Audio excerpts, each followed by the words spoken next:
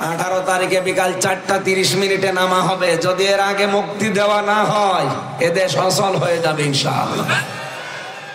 এদেশে একামতে দিনের কর্মী যারা, তারা কিন্তু 18 তারিখে সিদ্ধান্ত একটা জানাবে বলে জানিয়ে দিয়েছে। এই কথা বলেন না কেন? আমিরে জামাত ঘোষণা দিয়েছে সেদিন খুলনাতে।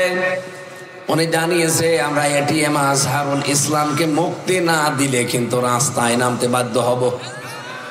আর আপনারা জানেন এরা মুখ দিয়ে যা বলে একবার এটা করিয়ে ছাড়ে। আর অবস্থা তো এখন বাংলাদেশ আল্লাহ উল্টিয়ে দিয়েছে।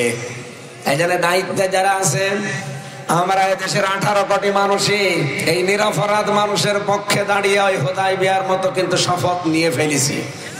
18 তারিখে বিকাল 4:30 নামা হবে। যদি এর আগে মুক্তি দেওয়া না হয় এদেশ অচল হয়ে যাবে ইনশাআল্লাহ। কেন একটা অবৈধ প্রধানমন্ত্রীর অবৈধ নির্দেশে তাকে আটকে রাখবেন? সে যখন পালিয়েছে এরপরে আমরা বহু মানুষকে দেখলাম আপনারা ছেড়ে দিচ্ছেন, তাকেও ছেড়ে দেওয়া হোক।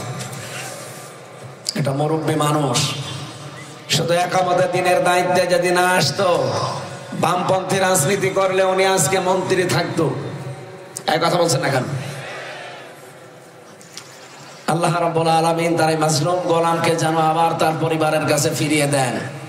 ফিরিয়ে দেবে, তার স্ত্রী বেঁচে নেই, ছেলে মেয়ে যে কয়টা আছে, অন্তত আমরা আছি যারা এই দেশে, আল্লাহ আমাদের কাছে যেন আমার এই ভাইটাকে ফিরিয়ে দেন, বলেন আমিন।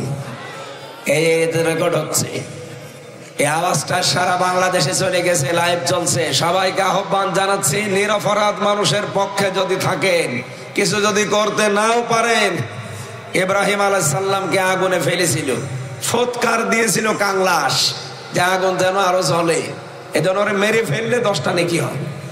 আর ব্যাঙ প্রসাব করেছিল, ব্যাঙের প্রসাবে যদিও আগুন লিখবে না, কিন্তু পক্ষে ছিল ইব্রাহিমের, এ কারণে আল্লাহ তার প্রসাবও পাক করে দিয়েছে।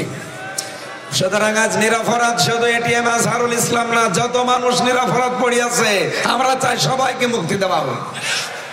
আমরা এদের পক্ষে এই কারণে আছি, কারণ আল্লাহ যেন আমাদেরকে এই ব্যাঙের মতো পাক পবিত্র করে দেয়। আমাদের আওয়াজ হয়তো যারা দায়িত্বে আছে এদের কানে যাবে কি জানি না, কিন্তু আরো সে চলে গেছে। আল্লাহ আমাদের মনের খবর জানে যে আমরা আসলে মন থেকে এই শপথ নিচ্ছি। এক কথা বলেন না কেন? আর শপথ 18 তারিখে কার্যকর হবে। সুতরাং এর আগেই যেন নিরপরাধ মানুষদের মুক্তি দেওয়া হয়। এ পক্ষে আপনারা আছেন না? তারা এটিএম আজহারুল ইসলামের মুক্তি চান? লিল্লাহি তাকবীর।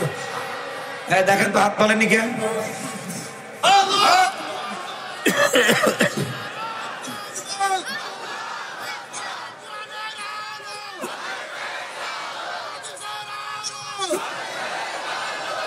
আলহামদুলিল্লাহ।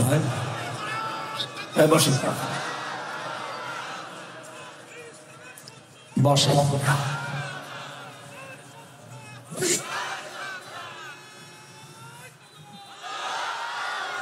যশোর সাতক্ষীরাবাসী, আল্লাহর কসম আমি কোরআন সামনে নিয়ে মন থেকে বলছি, সবার মনের খবর হয়তো আমি জানি না, কিন্তু আমার মনেরটা জানি।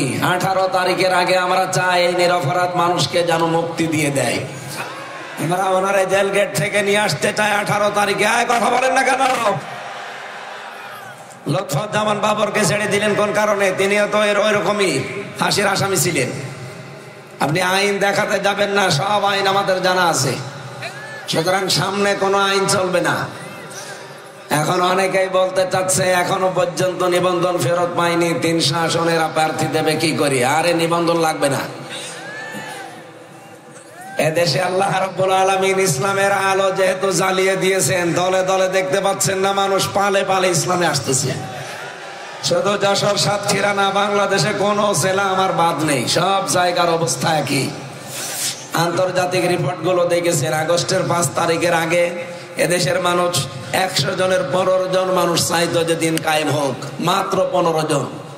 তার ভেতরে শহীদুল ইসলাম, আজিজুর রহমান, এইরকম কতজন? 100 জনের 15 জন। জানুয়ারির 1 তারিখে রিপোর্ট দিয়েছে আমেরিকা, এদেশে এখন 100 জনের 58 জন মানুষ চাই যে দিন কায়েম হোক। আর গত 3 দিন আগে, আজকে 15 তারিখ, এই যে 12 তারিখের রিপোর্ট, মাইক্রোসফট খ্রিস্টানরা চালায় এটা। ওরা 257টা দেশ নিয়ে জরিপ চালিয়েছে পৃথিবীতে, বাংলাদেশ নিয়ে চালিয়ে দেখেছে এই দেশে এখন 100 জনের 66 জন মানুষ চাচ্ছে যে ইসলাম কায়েম হোক। হিন্দু পর্যন্ত, কথা বলেন না কেন?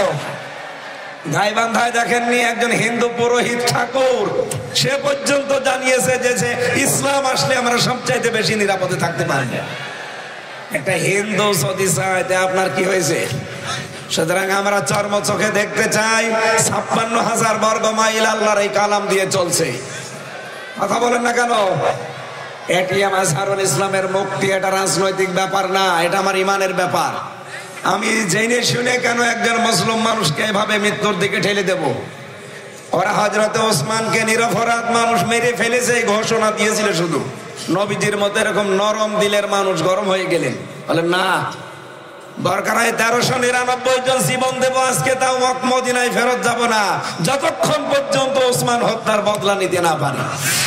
বাংলার 18 কোটি মানুষ কিন্তু অলরেডি সিদ্ধান্ত নিয়ে ফেলেছে 18 তারিখে প্রতিফলন ঘটাবে। এই জন্য দেশকে ঝামেলায় ফেলতে যাবেন না, নিরপরাধ মানুষটাকে ছেড়ে দেন। এই কথা বলেন, আল্লাহ আমাদের এই কথাগুলো যেন আরো সে পৌঁছিয়ে যায়, বলেন আমিন।